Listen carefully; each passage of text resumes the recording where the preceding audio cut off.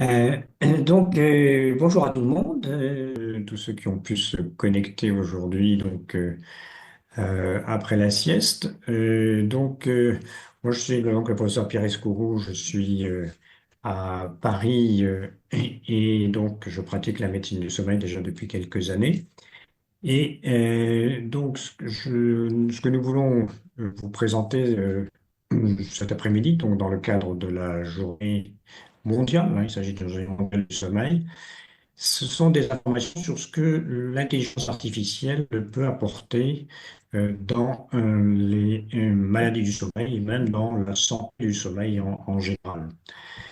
Nous allons avoir successivement, après une courte introduction sur les résultats de l'enquête qui a été faite par l'Institut national du sommeil et de la vigilance, qui est l'enquête annuelle, faite spécialement pour cette journée du sommeil. Nous allons avoir Pinon, qui est ingénieur à Weezings, donc une société qui fabrique des objets connectés à Issy-les-Moulineaux, qui va nous parler de la définition et du fonctionnement de l'intelligence artificielle et ses applications médicales.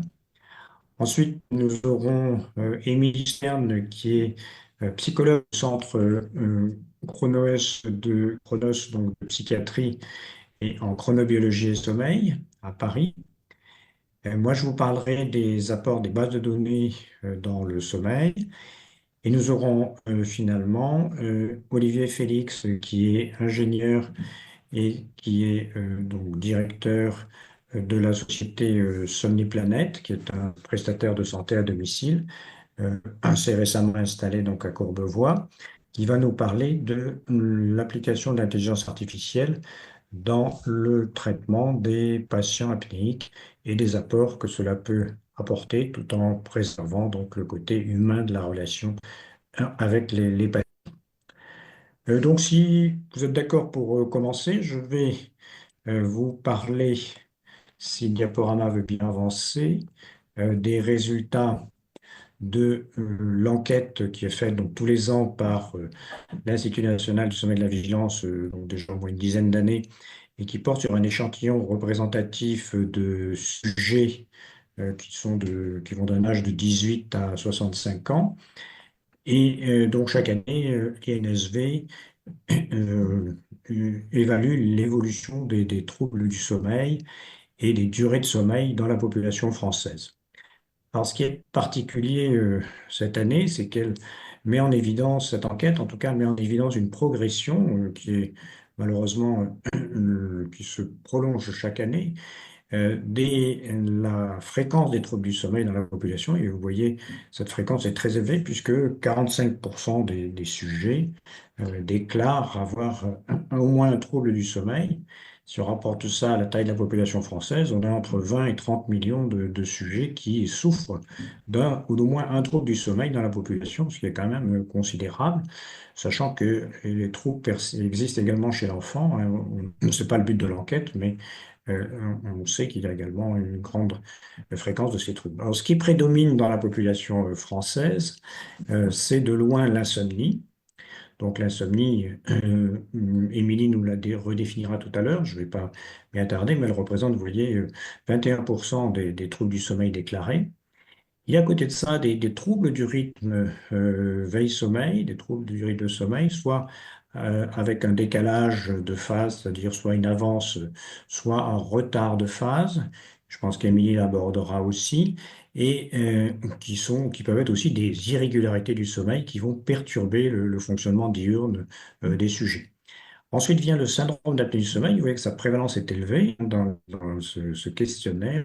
Elle est de l'ordre de 9% de la population adulte. Il y a après des cauchemars. Il y a aussi le syndrome des jambes sans repos qui est fréquent et qui correspond à ce qu'on appelle vulgairement aussi les impatiences, qui vont perturber le sommeil et en particulier l'endormissement. Il y a des cas de somnambulisme donc, qui persistent manifestement après 18 ans, alors qu'on pouvait penser que c'était uniquement chez l'enfant ou l'adolescent. Et puis il y a bien sûr moins de cas de narcolepsie ou d'hypersomnie, qu'on appelle des hypersomnies idiopathiques sans cause. Et donc tout cet ensemble représente 45% de la population. qui évidemment est plus important chez les sujets qui sont en horaire de travail irrégulier ou décalé, et qui est également important chez les sujets d'âge plus jeune, en tout cas dans la catégorie 18 à 24.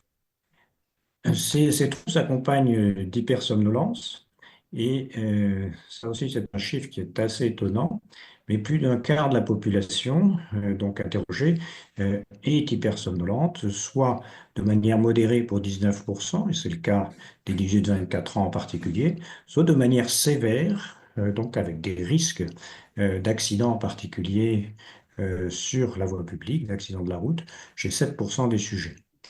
Donc, c'est un phénomène qu'il faut prendre en compte et qui a des conséquences majeures sur le plan sociétal.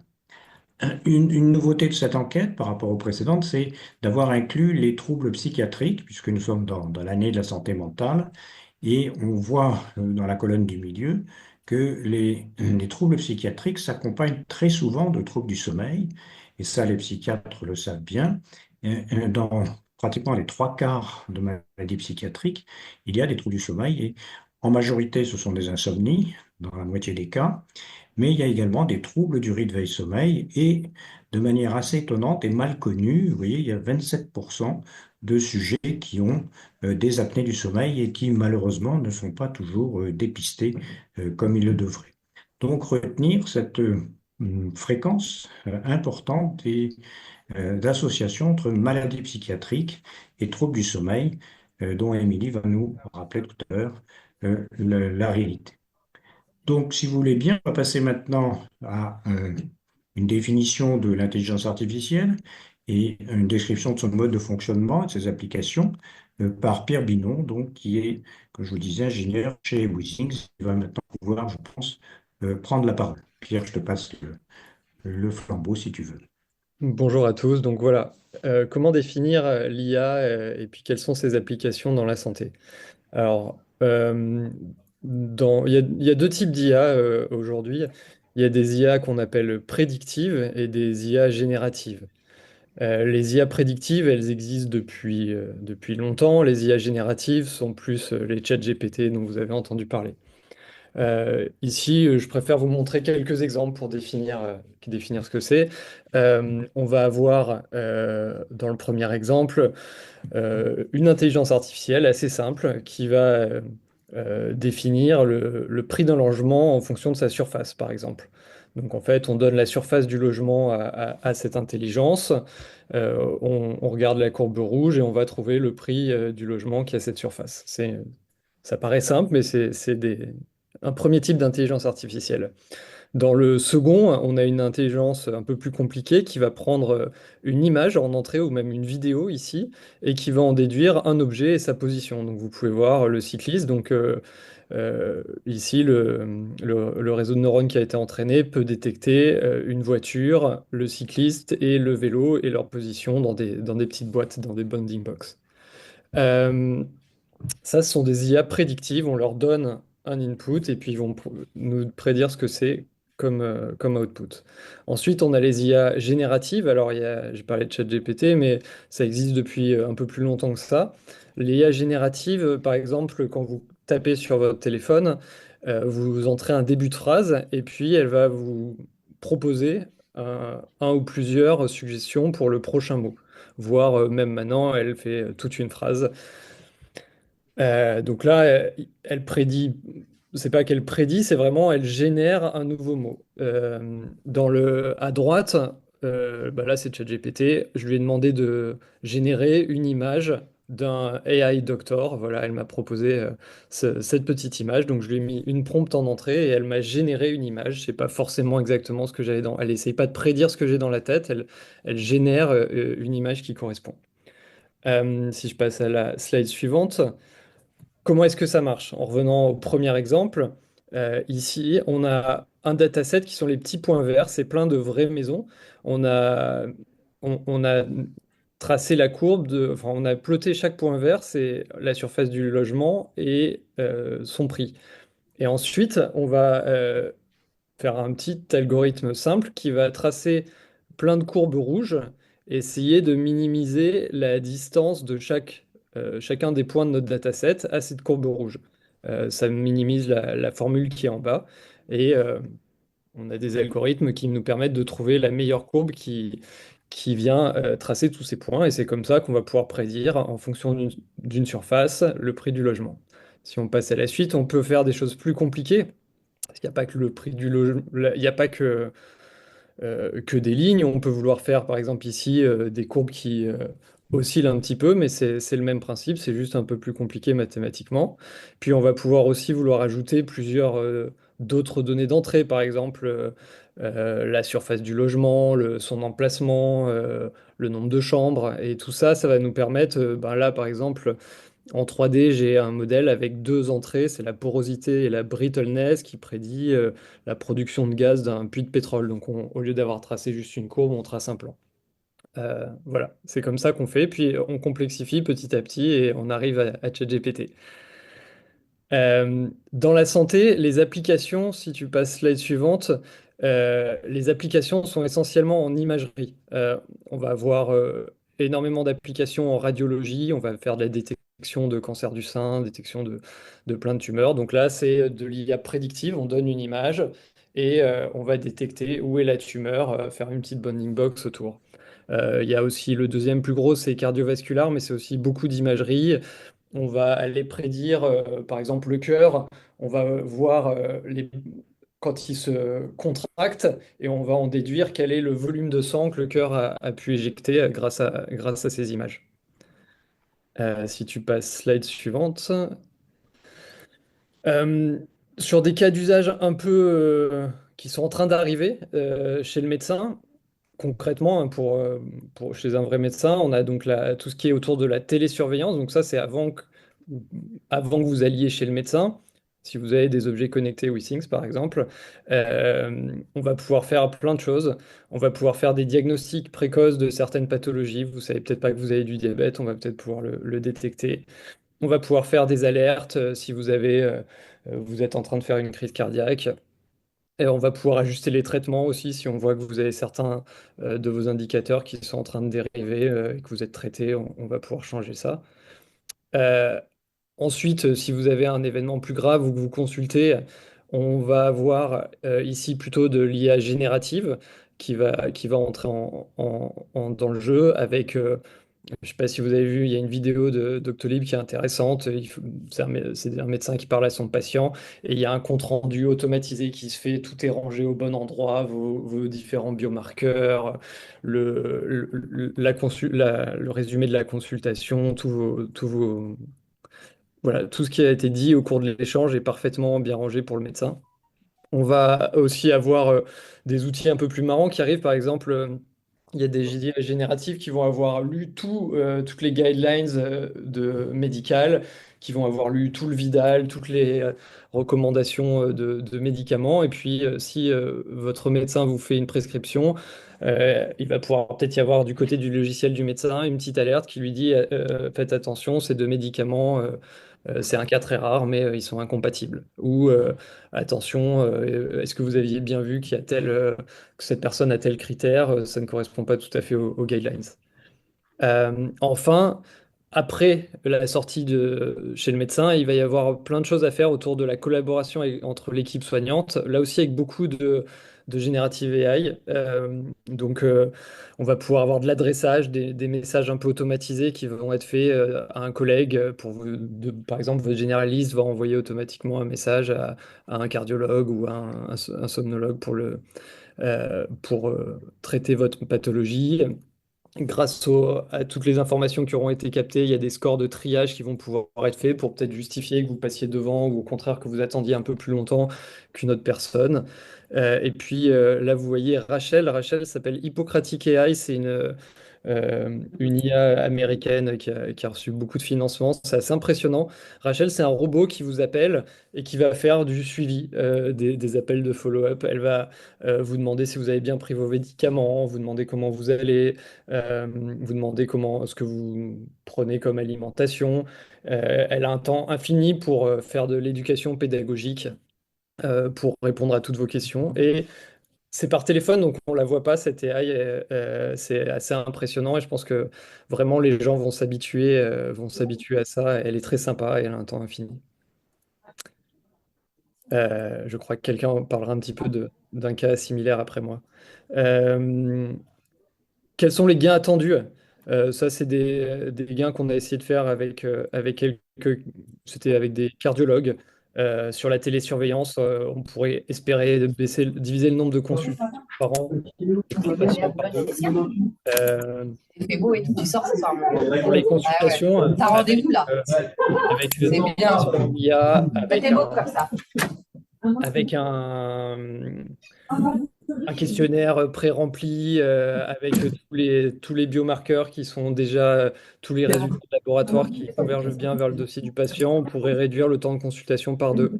Avec Rachel, on pourrait améliorer l'observance. Alors ça, j'ai pas encore de stats. Et puis tout ça concourt à réduire le nombre d'hospitalisations, donc à baisser les coûts pour le système de santé à court terme, peut-être de 30%. À plus long terme, c'est plus difficile à estimer. Si on passe slide suivante, que faire du temps dégagé par les médecins? Ça, c'est une question, une slide que je montre aux médecins. Est-ce qu'ils veulent passer plus de temps sur des sujets techniques, passer plus de temps à coordonner leur équipe de soins? Est-ce qu'ils veulent prendre en charge plus de patients, un peu à la chaîne, ou est-ce qu'ils veulent travailler moins? Voilà, c'est une slide un peu provoque, mais qui pose des questions qui fait réagir. Euh, une chose importante, c'est qu'il va falloir apprendre à mettre les AI en pratique et à assumer le risque. Aujourd'hui, le système de santé, les équipes de soins ne savent pas encore bien utiliser les AI. Ça, c'est une étude de 2024 en France sur presque 4000 patients télésurveillés en insuffisance cardiaque. On voit tout à gauche que cette télésurveillance, elle a diminué d'un tiers la mortalité des patients, mais en fait, on a beaucoup plus hospitalisé les patients, deux fois plus. Ils sont restés moins longtemps, donc on les a hospitalisés parfois pour rien, et les coûts ont été finalement deux fois plus élevés. Donc on a certes sauvé des vies, mais à un coût très élevé, alors que la promesse de l'IA est plutôt de faire économiser des coûts au système de santé. Donc ça montre que il y a sans doute des personnes qui fait de la surqualité. C'est difficile de dire à une équipe de soins de refuser un patient. Il va falloir apprendre à le faire, à faire des guidelines, des protocoles pour mieux gérer ça. Et j'ai une dernière slide qui montre que quand il faut prendre des décisions, le combo d'une IA et d'un médecin fait moins bien que l'IA seule. On a aujourd'hui des IA qui ont des super résultats il y a, ça aide pas forcément de combiner médecin et IA. Voilà, 10 minutes, Pierre, pile poil. Merci beaucoup Pierre de cette présentation qui est très intéressante, qui montre, je crois, le début de l'IA en fait en médecine, bien que certaines applications ont déjà une existence assez longue. Et alors, il y a peut-être quelqu'un qui a un micro ouvert, là, il va peut-être falloir couper un micro qui fait un peu d'interférence, si c'est possible. Oui, ce serait gentil. Oui. Il y a un micro à couper peut-être, si quelqu'un peut vérifier qu'il est bien en mute, ce serait bien pour tout le monde. Eh bien, je pense que nous allons parler de Rachel tout à l'heure avec Olivier, qui va nous montrer une application très, très similaire. Mais avant ça, je voudrais passer la parole donc à Émilie Stern pour qu'elle puisse donc nous parler de l'application de l'IA dans le domaine du sommeil et des maladies psychiatriques. Alors, il faudrait que j'arrive à faire avancer mon diaporama. Voilà, c'est le cas. Donc, je passe la parole à Émilie Stern, qui est psychologue donc, au centre de Kronos et qui va nous parler de l'intelligence artificielle, son application dans le sommeil en santé mentale. À vous, Émilie. Super, merci. Bah, déjà, bonjour à tous. Quand on va aller sur l'apport des nouvelles technologies en santé mentale, de toute façon, ça va revenir un petit peu ce que vient de dire la personne précédente, c'est-à-dire qu'il y a plein de choses super chouettes qu'on peut faire, mais l'idée, ça va être qu'on est encore en besoin de guidelines et de protocoles. Donc, vu qu'on est encore au début de toutes ces choses-là, moi, je vais revenir un peu sur toutes les choses chouettes qu'on pourrait faire. Si on va sur la diapo juste après, c'est juste pour revenir à ce qu'on a pu dire en intro, hein. Je sais pas si vous la voyez. J'essaye de la faire avancer, mais j'ai un petit Bon, je prends de l'avance, souci. c'est pas grave, Voilà. je sais un peu le Oui, propos. C'est de toute façon revenir un peu sur ce qui a été dit en introduction, c'est-à-dire que désolé. sommeil et Voilà. psychiatrie, merci beaucoup. Sommeil et psychiatrie, déjà, il y a beaucoup de liens. Il y a plein d'études qui montrent que si on regarde les symptômes d'insomnie, les symptômes de somnolence, ça peut nous permettre de catégoriser mieux des sous-types de dépression. On a des prévalences plus élevées des apnées dans le trouble bipolaire. On a beaucoup de liens qu'on peut faire entre les cauchemars et les syndromes de stress post-traumatique, pardon, ou avec des comportements suicidaires, également avec la durée de sommeil et des comportements suicidaires. En fait, l'idée, c'est de retenir que les troubles du sommeil sont extrêmement importants à prendre en considération également en psychiatrie parce que c'est des symptômes qu'on retrouve, mais surtout, ça peut être des facteurs de risque aussi d'aggravation de troubles ou de comportements suicidaires, autre chose comme ça. Donc c'est vraiment chouette que ce soit santé mentale cette année et qu'on en parle aussi en cette journée sommeil. Si on va juste après, sur la slide d'après, ce que vous allez voir, c'est les trois grands champs d'application des nouvelles technologies dans le champ de la psychiatrie, mais également du coup de psychiatrie du sommeil. Donc ça va être tous les nouveaux outils, tous ces outils super chouettes qui vont nous permettre un petit peu d'assister ce qu'on fait déjà. Ensuite, on va avoir tout le champ de la collecte des données, donc qui vont nous permettre, comme on disait juste avant, hein, mais de faire de la télésurveillance ou de pouvoir faire de la recherche sur énormément de données extrêmement objectives ou quoi, mais également faire de nouvelles découvertes. Et enfin, on va avoir les nouveaux traitements. Donc, si on développe un petit peu le premier point, donc ça va être ces nouveaux outils. Vous avez déjà de toute manière l'exemple hein, téléconsultations. Donc voilà, c'est Doctolib, on propose beaucoup. On a pu voir pendant le Covid à quel point c'était génial de pouvoir avoir quand même une autre solution quand le présentiel n'existe pas, mais il y a plein d'autres outils qui existent, hein. En réalité virtuelle, il y a plein de choses qui existent. Si on regarde vraiment précisément avec le sommeil, on a par exemple de la relaxation. Tout bêtement, on peut offrir des modules de relaxation ou des modules de gestion des émotions à travers la réalité virtuelle. On a également, nous, dans notre équipe, par exemple, des personnes qui sont en train de développer ce qu'on appelle une chambre des erreurs.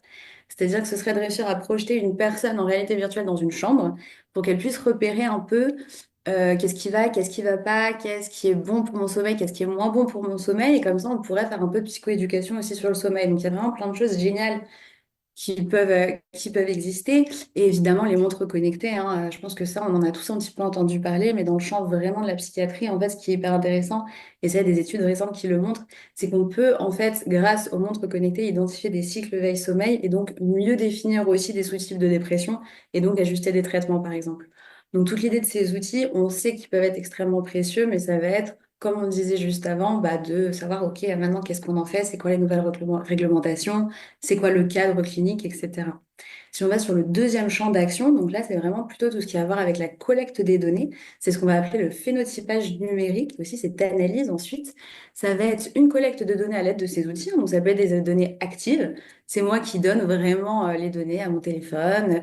C'est moi qui appuie sur ma montre connectée quand je vais me coucher ou des choses comme ça. Mais il va y avoir aussi tout ce qu'on appelle les données passives. Et là, c'est plutôt les données que vont récolter les outils avec ou pas mon consentement. Donc après, il y a plein de questionnements éthiques à avoir, hein. Mais par exemple, combien de textos j'ai envoyé cette semaine, les données GPS de mon téléphone et ces choses-là. Et une fois qu'on a collecté toutes ces données-là, on va pouvoir analyser et donc détecter des schémas. Donc des schémas comportementaux, des schémas cognitifs qui vont nous permettre ensuite et ça fait partie de cette télésurveillance dont on parlait juste avant, mais qui vont nous permettre donc soit de prédire des comportements, soit de détecter des symptômes, soit de détecter une rechute potentielle. Par exemple, si la personne arrête soudainement d'utiliser son téléphone ou d'envoyer des messages ou est moins active.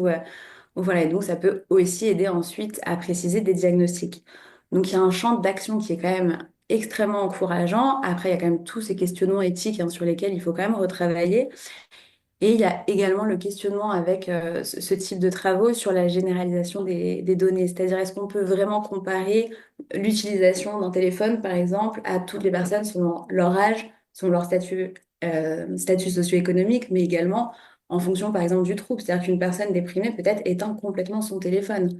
Donc, qu'est-ce qu'on peut faire du coup ensuite avec ces données si on ne peut pas les collecter? Donc, il y a quand même encore beaucoup de questionnements, mais il y a beaucoup, beaucoup de choses à faire.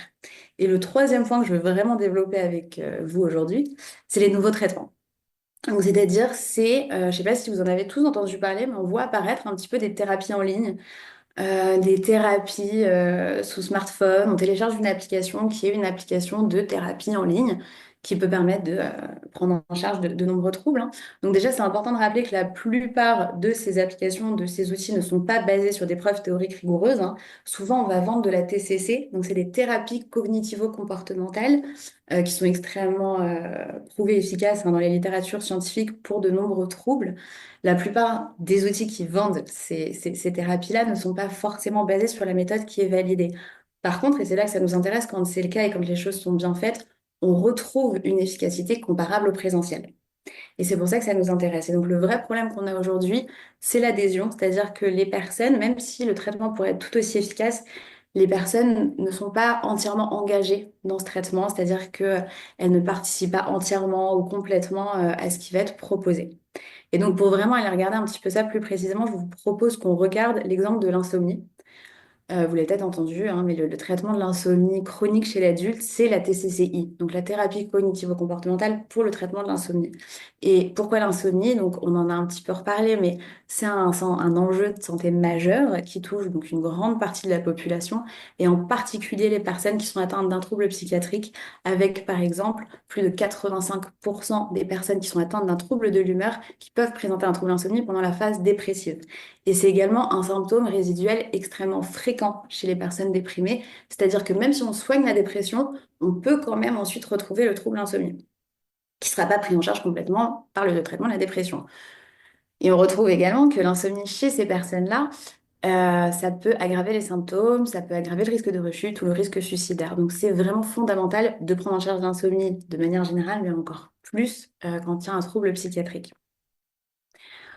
C'est quoi le traitement de l'insomnie? Donc, ce que je vous disais, hein, si on va sur la slide juste après, donc c'est la TCCI. Donc, c'est le traitement de référence, c'est le traitement de première ligne. Ça a été rappelé dans les recommandations européennes les plus récentes. Le problème qu'on a avec cette prise en charge, c'est l'accès, c'est-à-dire que tout le monde n'y a pas accès. Parce que ça demande quand même d'avoir un thérapeute formé, qu'il n'y en a pas énormément, que ça prend entre 4 et 6 sessions selon la méthode. Donc on voit pourquoi ce serait extrêmement précieux d'avoir accès au développement d'un programme numérique qui proposerait donc ces thérapies, mais à un nombre infini de personnes. Si on regarde du coup le traitement TCCI en numérique, on retrouve ce qu'on ferait en présentiel, c'est-à-dire qu'on a différents modules. On a de la psychoéducation qui peut être faite donc en réalité virtuelle, pourquoi pas. On a un agenda de sommeil que remplit le patient. Donc là, c'est de la donnée active, hein. Il nous dit à quelle heure il va se coucher, il nous dit s'il a consommé du café, il nous dit à quelle heure il s'est réveillé, etc. Et ensuite, il y a une analyse donc qui se fait, d'algorithmes très complexes que je ne maîtrise pas. Et cette analyse-là nous permet de faire des recommandations comportementales aux patients. Donc tout ça, ça peut se faire de manière entièrement automatisée. Et vous avez également des modules qui peuvent travailler sur les croyances erronées que le patient peut avoir sur le sommeil et également sur la gestion des émotions, le plus souvent avec des techniques de relaxation qu'on peut faire du coup pareil en réalité virtuelle au besoin. Euh, donc globalement, c'est quelque chose qui pourrait être vraiment génial. Et l'obstacle que je vous disais, c'est l'engagement des patients et puis toute la réflexion qu'on va avoir, comment on met ça dans le système de soins, comment on met ça dans le système de santé aujourd'hui. Et donc pour répondre à ces deux petits obstacles quand même qui sont pas si petits, pour engager le patient, on va essayer de développer ce qu'on appelle l'adhésion thérapeutique. Donc, c'est-à-dire, il faut non seulement que la personne ait confiance dans l'outil, hein, que l'outil soit fiable, qu'il soit facile d'utilisation, mais il va y avoir aussi toute la partie interactivité. C'est-à-dire, il faut que la personne perçoive des interactions, malgré tout, même si c'est un IA, même si c'est un avatar, même si c'est une application. Et enfin, bien évidemment, la personnalisation. C'est-à-dire, il faut que le traitement soit vraiment personnalisé, adapté à la personne, à son environnement, à son contexte, à son trouble, etc.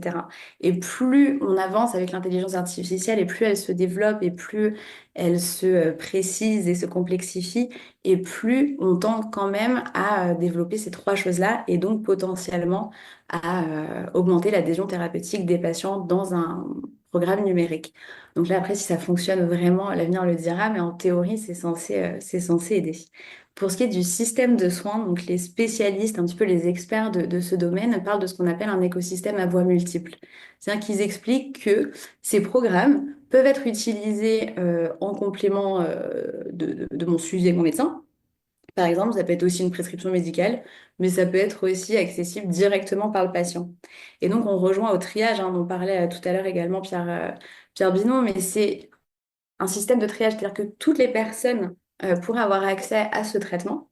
Et plus le trouble est complexe, plus le trouble est sévère, plus on a besoin en fait de quelque chose de supplémentaire parce que ça ne suffit plus. Et plus là, on aura accès au présentiel et aux experts. Et ça permettrait donc de trier un petit peu les personnes qui ont réellement besoin de ce présentiel et de cet expert pour que tout le monde ait accès aux soins dont il a besoin globalement. Et Olivier, il reviendra aussi, il me semble, dans sa présentation à cette notion de triage pour que ce soit un petit peu plus clair. Du coup, bah, pour un petit peu conclure sur tout ça, on en est au début. Il y a encore plein de choses à faire parce qu'il y a encore plein de questionnements éthiques. Je ne sais pas si on peut mettre la slide de conclusion, mais ça revient vraiment sur tout ce que je vous ai dit, c'est-à-dire qu'il y a énormément de questionnements éthiques encore.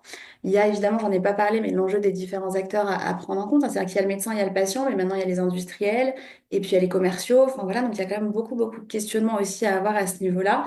On a besoin de lignes directrices claires, on a besoin de savoir un petit peu plus où on va.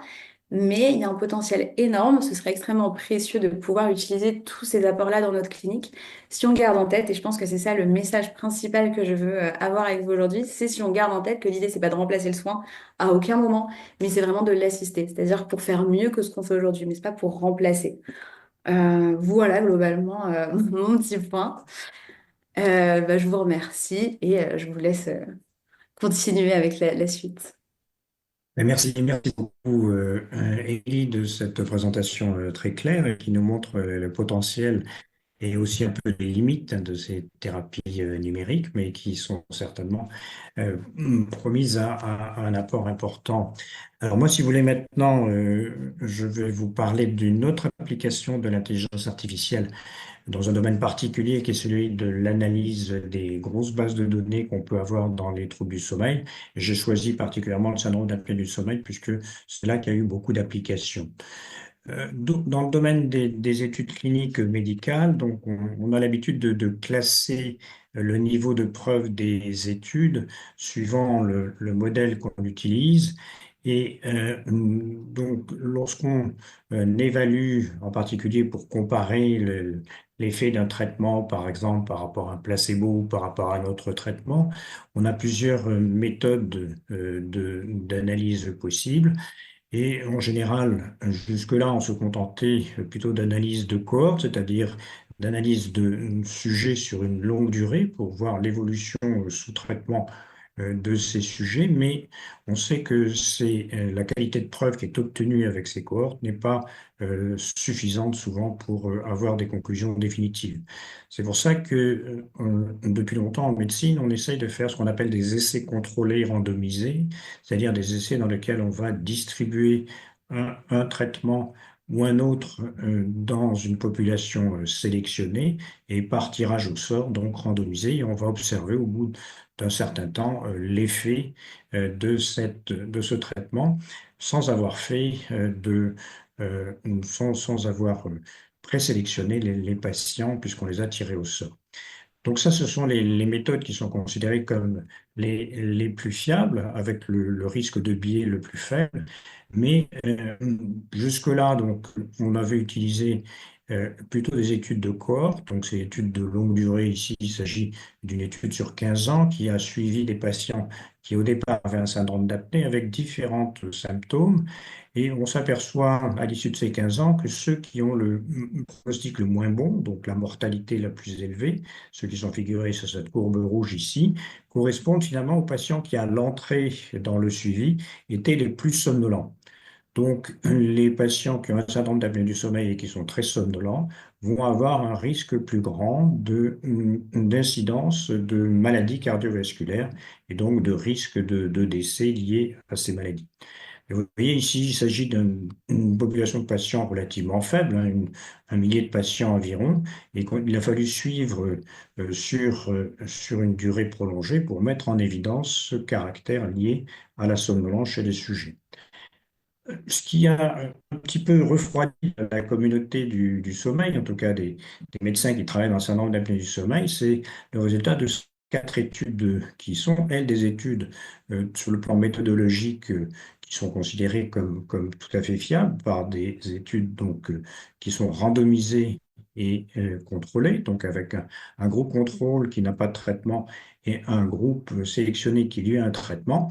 Et aucune de ces études n'a montré l'efficacité de la pression positive sur le pronostic cardiovasculaire, alors que on avait a priori fait l'hypothèse que c'était un résultat, un bénéfice attendu pour le traitement par PPC pour lequel on pouvait proposer donc ce traitement qui est actuellement utilisé par une population assez élargie.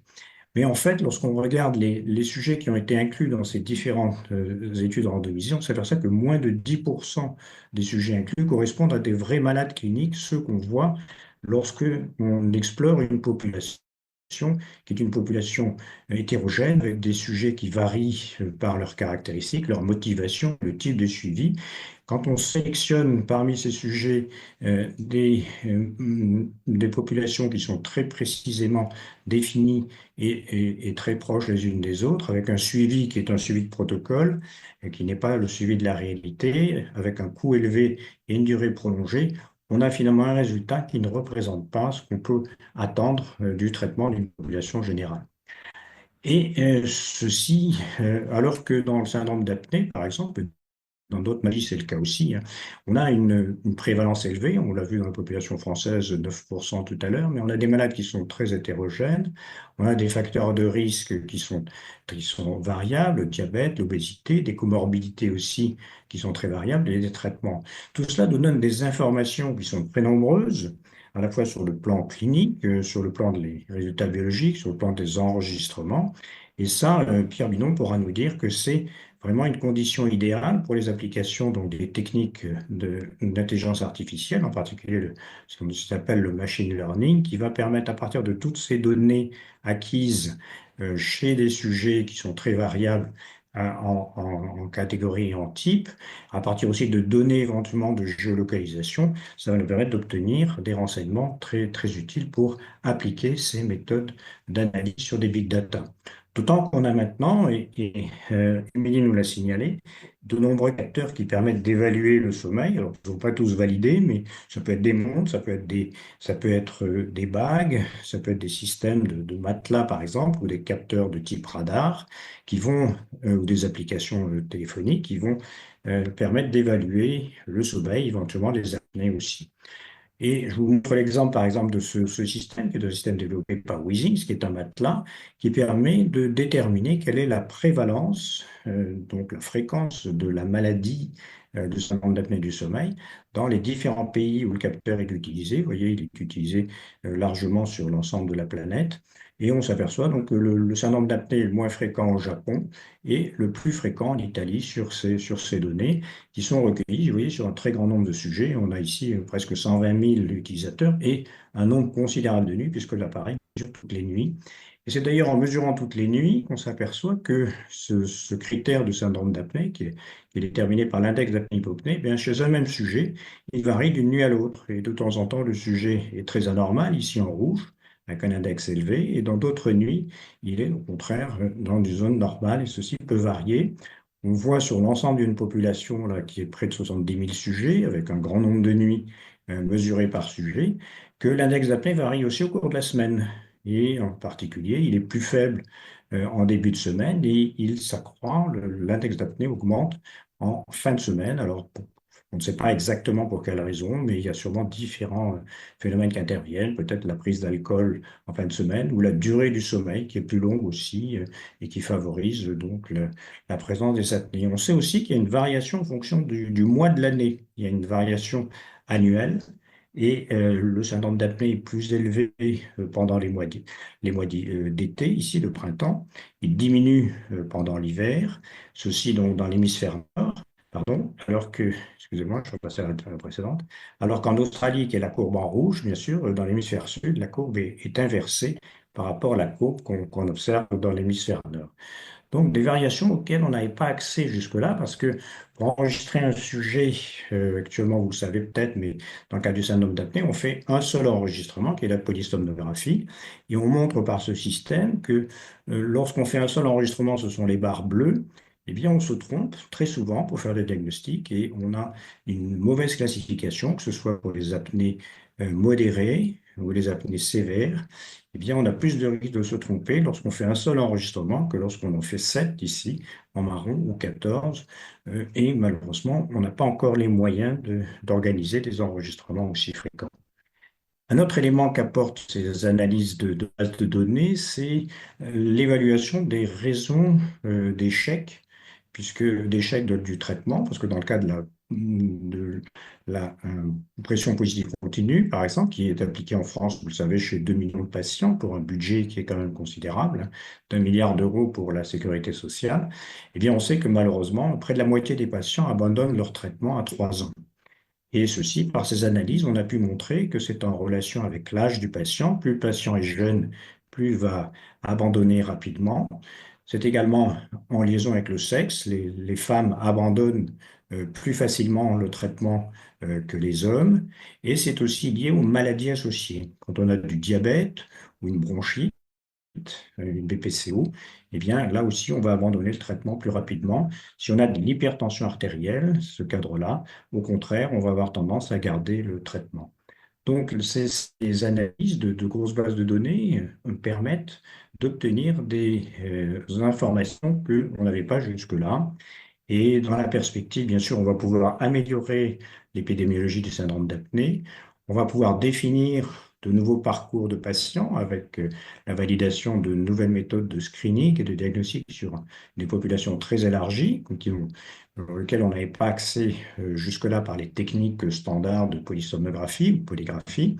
On va pouvoir analyser toutes les données d'un dossier médical, faire des analyses d'anatomie, par l'IA et permettre aussi de caractériser les patients de manière plus précise pour leur appliquer des thérapies qui soient personnalisées et sur la base de modèles prédictifs. Donc tout un champ qui s'ouvre pour l'intelligence artificielle à partir de cette masse de données considérable qu'on a recueillie jusqu'à maintenant et qui malheureusement n'était pas exploitée de manière suffisante. Voilà, donc je vais passer la parole tout de suite à Olivier Félix qui va nous parler donc maintenant de l'application de l'IA au traitement et au suivi des patients. Si tu veux bien, Olivier. Merci Pierre. Donc, parlons d'un cas concret dans la continuité de Pierre qui est l'apnée du sommeil. Donc, Somniplanète, on ne prend en charge que l'apnée du sommeil, ce qui est déjà un beau challenge en soi. Notamment, tu peux passer à la slide suivante, Pierre, s'il te plaît.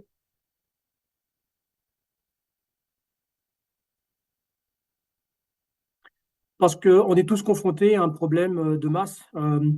Les troubles du sommeil sont exponentiels du fait du vieillissement de la population et d'autres facteurs.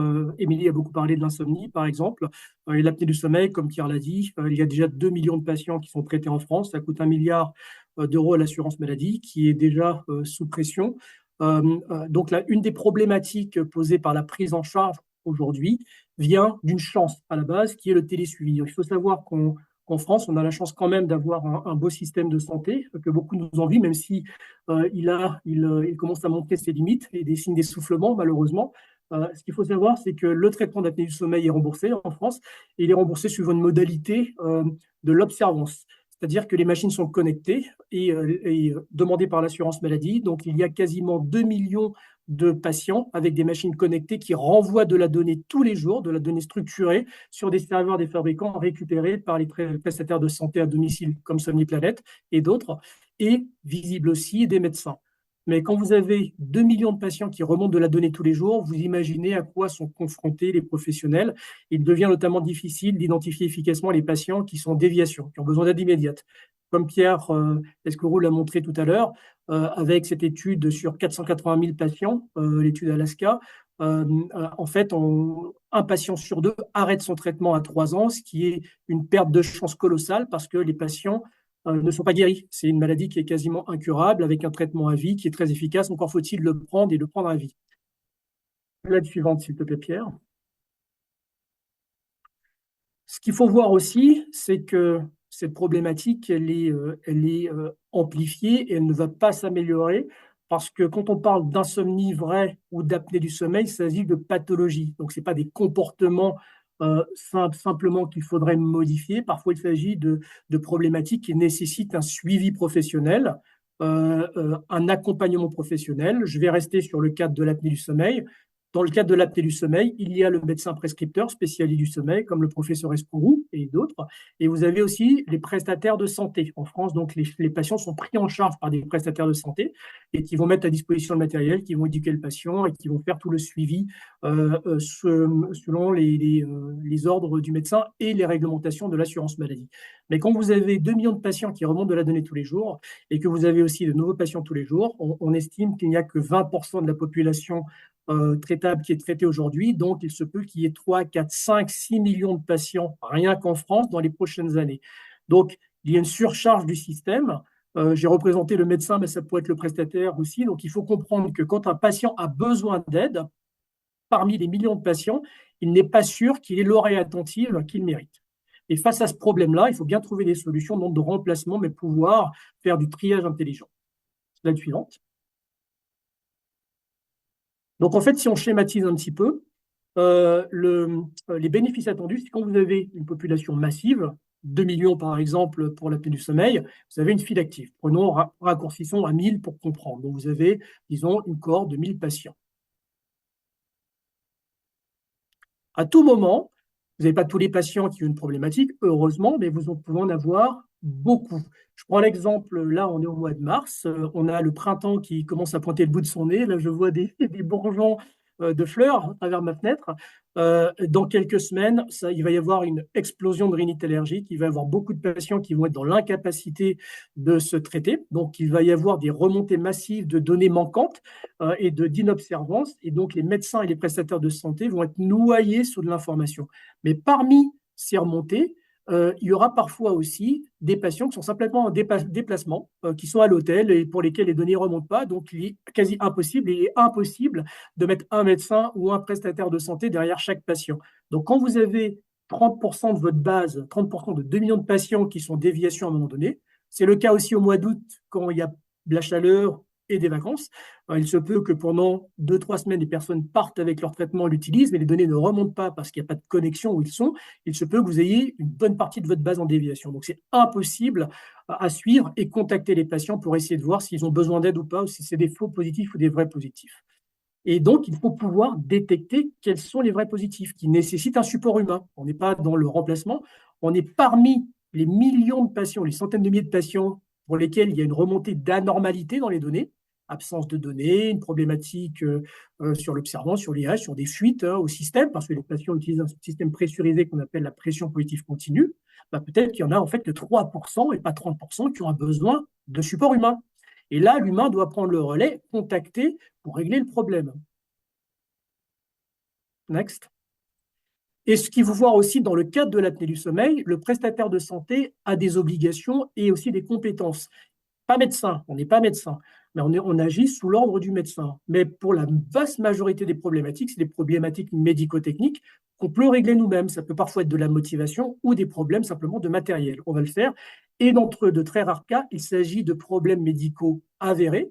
Un patient qui s'est dégradé, peut-être une nouvelle pathologie ou un changement dans sa morphologie, peut-être une prise de poids qui a fait que le traitement est inefficace ou d'autres facteurs. Et dans ces cas-là, il faut remonter au médecin. Mais plutôt que de remonter 300 problèmes au médecin pour 1000 patients, on va en remonter 3. Et le médecin va pouvoir concentrer son énergie et sa compétence médicale sur les 3 patients et donner, nous, prestataires, des ordres supplémentaires pour traiter médicalement et faire le relais médical auprès de ces patients. Mais ce qu'on voit, c'est que la partie supérieure, qui est quelque part la plus dure pour un humain, c'est traiter des masses de données. On n'est pas fait pour ça. Là, l'IA peut avoir sa place et faire ce triage pour nous, et jusqu'à passer le relais quand il faut.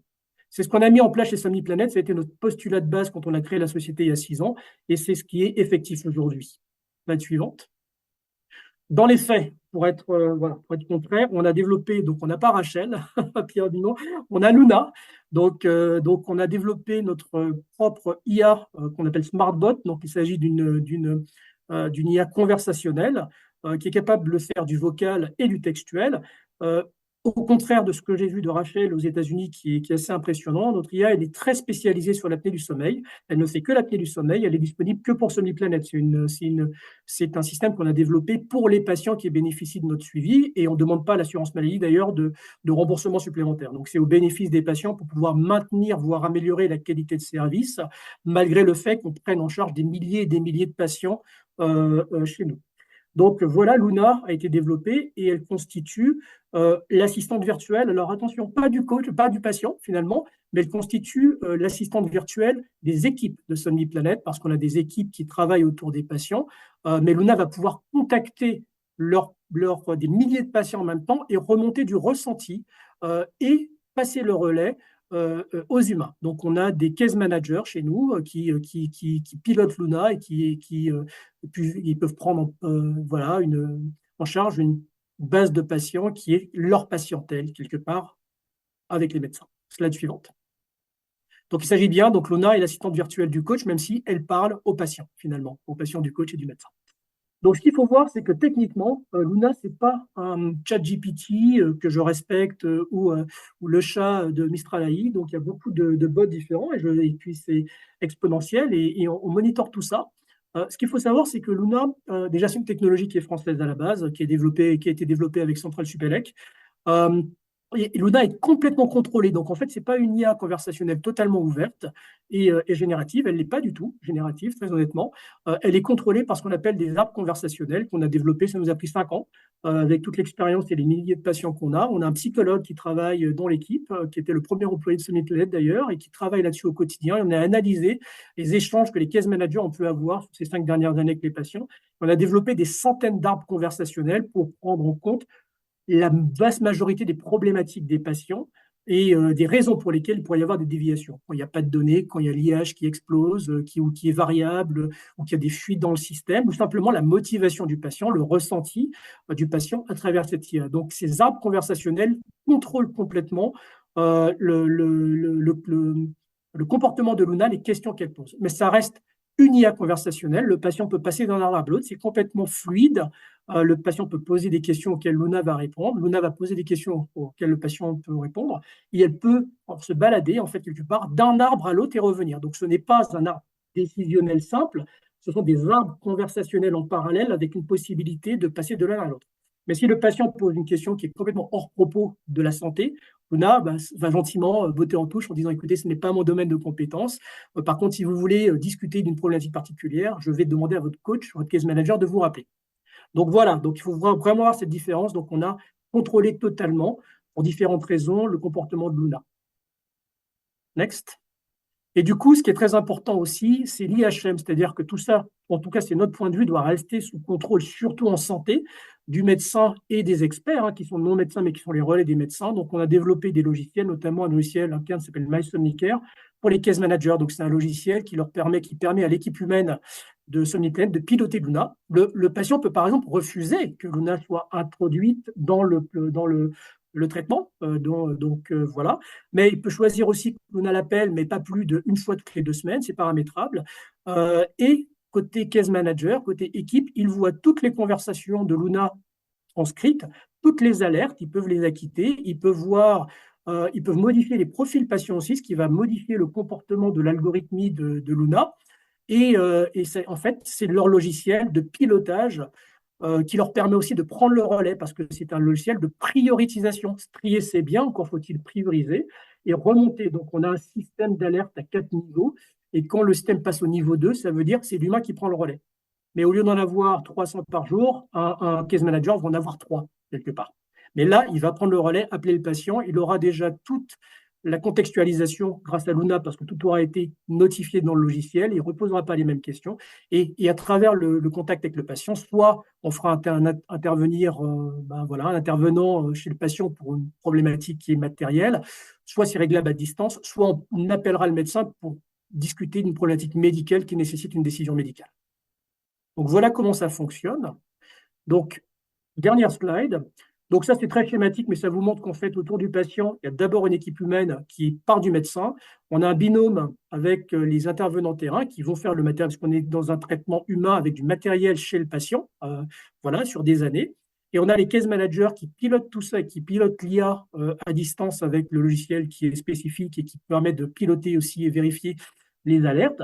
Et on a Luna qui est par nature est une assistante virtuelle contrôlée et qui permet de faire quatre choses en séquence. C'est la détection de problématiques, clairement, et voilà, et elle peut appeler des milliers de patients en même temps.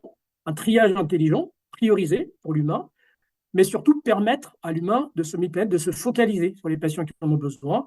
Et, in fine, on sollicite les médecins uniquement pour les décisions médicales. Slide suivante, et c'est la dernière. Et je fais écho à la question de Pierre Binon, qui est très pertinente aussi, qui est l'impact sur l'observance. Donc là, je reviens sur l'étude que Pierre Escourou, professeur Escourou a montré tout à l'heure sur les 480 000 patients. À 3 ans, un patient sur deux arrête. Donc, c'est une perte de chance massive pour ces patients qui peuvent développer des pathologies cardiovasculaires notamment, mais pas que. Euh, Avec le système Somniplanète, donc on a répliqué la courbe. Donc, on n'a pas 480 000 patients aujourd'hui, donc on est plus autour de 10 000. Donc, on monte petit à petit, on est encore une société à taille humaine.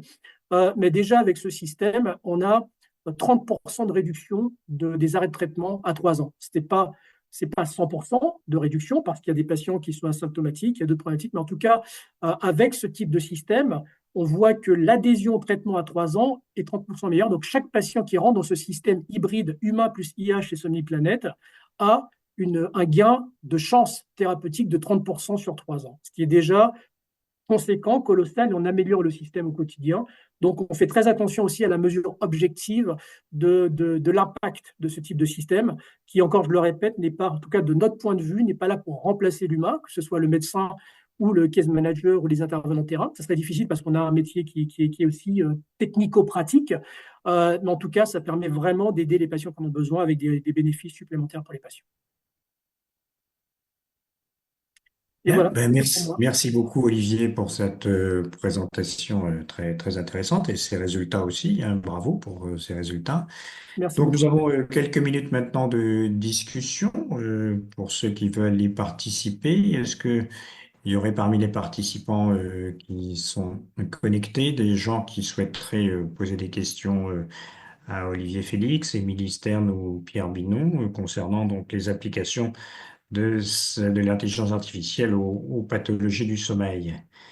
Est-ce que quelqu'un veut poser une question? Je ne vois pas encore de questions sur le chat, mais éventuellement vous pouvez la poser par écrit si vous le désirez. Moi, pour commencer, peut-être j'aurais une question à Émilie concernant ces thérapies numériques. Est-ce qu'on ne peut pas quand même avoir la crainte que certains patients aient, tendance à trop se fier à leurs applications et peut-être à avoir ce qu'on appelle un peu le syndrome d'orthosomnie, c'est-à-dire de rechercher un sommeil parfait alors qu'on sait bien que ça n'existe pas, qu'en physiologie, il y a toujours des variations du sommeil et que personne ne dort comme un beau bébé, même les bébés d'ailleurs ne dorment pas, ne dorment pas toujours très bien. Est-ce que c'est un phénomène auquel il va falloir penser, Émilie? Il va falloir mettre votre micro, oui. Mais bon. Non, c'est vrai ce que vous dites. L'intérêt en fait de la TCCI, c'est de se décentrer de son sommeil. Donc la prise en charge thérapeutique est censée justement nous apprendre. Donc oui, au début, on remplit à quelle heure je me couche, à quelle heure je me réveille, mais l'idée, c'est de se décentrer et d'accepter son sommeil au final, une fois qu'il est correct sur l'ensemble et pas chaque nuit. Après, le souci effectivement de cette espèce de surveillance constante, je vous rejoins, ça va être quand même de le garder à l'œil aussi. Je pense qu'il y a des études qui sont sorties qui montrent que ça a l'air OK, mais on n'a peut-être pas encore assez de recul pour savoir si constamment noter son sommeil, constamment être observé, constamment avoir des données, constamment savoir que ces données vont être utilisées. Franchement, j'ai pas de réponse, mais la Ça, question existe, quoi. ça peut être anxiogène, hein. Ça peut être Moi, anxiogène j'en pour suis certains persuadée que ça sujets, peut être utile anxiogène. C'est pour pour ça d'autres. qu'il y a un apprentissage à faire aussi de ces outils-là, hein. C'est-à-dire pour les médecins, mais également pour les patients et pour la On est société de patient. manière générale, c'est comment on les utilise aussi pour que ce soit calme. Voilà. Oui, c'est important. Mais bon, on vous fait confiance pour ça. Vous avez de l'expérience dans ce domaine. Parce que l'adhérence est quand même aussi fonction de ça. Et l'adhérence, c'est le point important et le point d'achoppement un peu de ces techniques numériques. C'est qu'elles marchent si on les suit. Mais si on les suit pas, elles ne marcheront pas, bien sûr. Est-ce qu'il y aurait d'autres questions pour un des intervenants? Moi, j'en ai une pour Olivier là, concernant donc l'utilisation du coach de Luna. Mhm. Qu'en pensent les patients, Olivier? Est-ce qu'ils ont quel est leur ressenti au sujet des Alors, contacts qui sont quand même pas trop humains? c'est une ouais, bonne question. Alors, il y a plusieurs réponses à ça. La première, la réponse générale, elle est supérieure à ce qu'on attendait, parce qu'on s'attendait à beaucoup de pullback. Très honnêtement, aujourd'hui, parce qu'on suit ça très précisément, les patients notaient l'interaction avec Luna 12 sur 20 au départ, et là, on est plutôt à 18 sur 20, d'accord? Et sur des milliers de conversations tous les mois, donc c'est pas 20 sur 20, mais on est très content de ça. Donc, ça progresse dans le temps et c'est un système qui est dynamique, donc on l'améliore. Maintenant, pour répondre précisément à ta question, Pierre, euh, Luna existe depuis novembre 2023. Donc, les premiers patients qu'on a pris de chez Sanuplate n'étaient pas sous ce système-là. Ils étaient suivis par les coachs uniquement, les case managers avec les intervenants de terrain. Et quand on a annoncé à ces patients qui avaient l'habitude d'avoir leur coach bien aimé au permanent, ça a été compliqué. Mais la majorité a accepté, je dirais 90-95%, mais c'était plus dur d'introduire Luna dans un deuxième temps alors qu'il était déjà chez Somniplanète.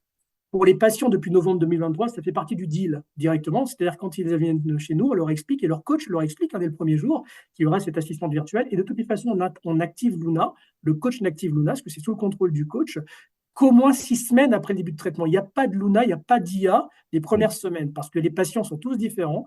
Donc il y a cette interaction humaine, ils ont des problématiques médico-techniques, ils ont des problématiques de motivation.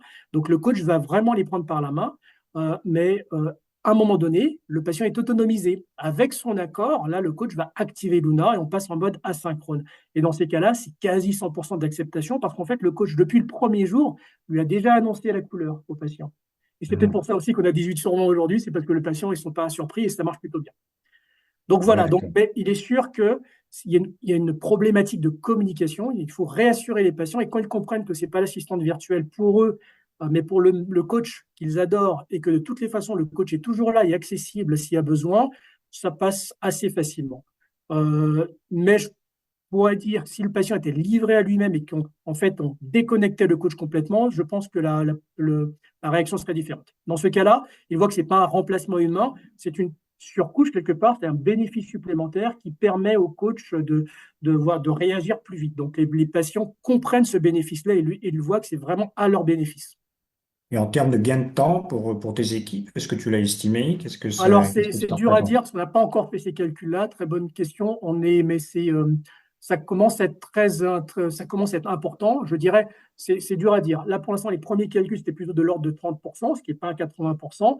Mais c'est même pas tant fait ça, c'est que les coachs, ils ont plus la charge mentale qu'ils pouvaient avoir, parce que quand on a des centaines de patients de surveiller et qu'il faut regarder ou voir des rapports de fabricants, de choses, et se dire, oh là là, si je loupe quelque chose, et que j'appelle mes patients au moins une fois par mois pour être sûr, mais c'est 30 jours, je ne vois rien, il peut se passer quelque chose, ou le médecin va voir quelque chose. Donc là, ils savent qu'ils travaillent avec sérénité. La première chose qu'ils font le matin, c'est regarder s'ils ont des alertes de niveau 2, c'est-à-dire que Luna leur a passé le bébé.